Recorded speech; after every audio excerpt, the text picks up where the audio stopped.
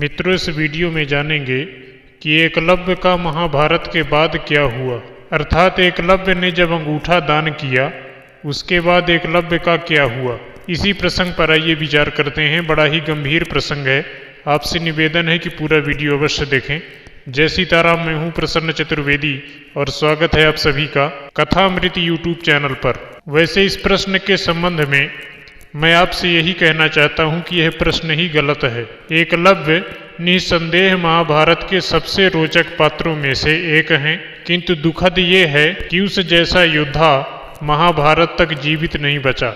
एकलव्य ने कैसे केवल गुरुद्रोण की मूर्ति बनाकर स्वयं श्रम करके शिक्षा प्राप्त किया, ये सभी जानते हैं। हम इस बात से भी अवगत हैं कि किस प्रकार उसने गुरु दक्षिणा के रूप में अपने दाएं हाथ का अंगूठा काट कर दिया था। बस इसके अलावा एकलव्य की कोई विशेष जानकारी हमें मूल महाभारत में प्राप्त नहीं होती, किंतु भागवत पुराण में उसके बाद के जीवन के विषय में कुछ वर्णन है। भागवत पुराण के अनुसार आगे चलकर एकलव्य अपने पिता हिरण्यधनु की मृत्यु के पश्चात श्रृंगवेरपुर का राजा बने। उसने निषादों को संगठित किया और एक अति शक्तिशाली सेना बनाई। बाद में उसका विवाह सुनीता नामक कन्या से हुआ। अंगूठा कट जाने के बाद भी उसकी धनुर्विद्या अद्भुत थी। उसने अंगूठे के बिना ही केवल तर्जनी और मध्यमा उंगली से धनुष चलाने की कला का आविष्कार किया।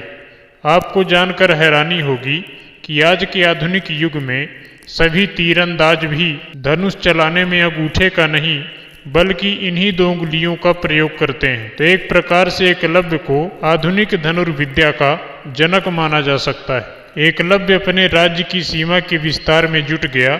उसके पिता जरासंध के ध्वज के नीचे शासन करते थे। एकलव्य भी अपने पिता का अनुसरण करते हुए, ये जानते हुए भी कि जरासंध पापी है, जरासंध का सहयोगी बन गया। जरासंध ने श्री कृष्ण की अनुपस्थिति में जो मथुरा पर 17 बार आक्रमण किया, एकलव्य उन सब में उसका साथ दिया। अपनी अद्भुत धनुर्विद्या से उसने मथुरा की सेना का बहुत अहित किया। जब जरासंध ने मथुरा पर 18वीं और अंतिम बार आक्रमण किया, तब भी एकलव्य उसके साथ था। उस युद्ध में जब श्री कृष्ण ने उसे केवल 2 उंगलियों से अद्भुत निपुणता से बाण चलाते देखा तो वो हैरान रह गए। वे समझ गए कि आगे चलकर एकलव्य धर्म स्थापना के मार्ग में अवरोध बन सकता है। इसलिए उन्होंने उसके वध का निश्चय किया। उन्होंने एकलव्य को युद्ध के लिए ललकारा और एक भारी शिला से उस पर प्रहार किया। उस प्रहार से वहीं युद्ध क्षेत्र में ही एकलव्य वीर गति को प्राप्त हो गया।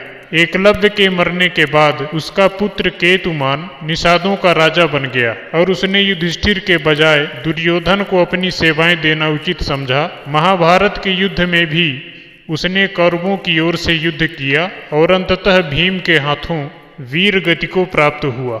मित्रों, महाभारत के कुछ संस्करणों में ऐसा कहा गया है कि एकलव्य युधिष्ठिर के राजसूय यज्ञ में भी आया था, किंतु मूल व्यास महाभारत में ऐसा कोई वर्णन नहीं मिलता।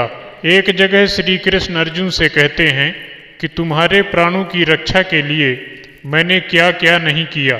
घटोत्कच के हाथों कर्ण की शक्ति व्यर्थ की, कर्ण का निशस्त्र वध करवाया और तो और स्वयं एकलव्य का वध भी कर दिया। तो आशा करते हैं आपको यह जानकारी अच्छी लगी होगी।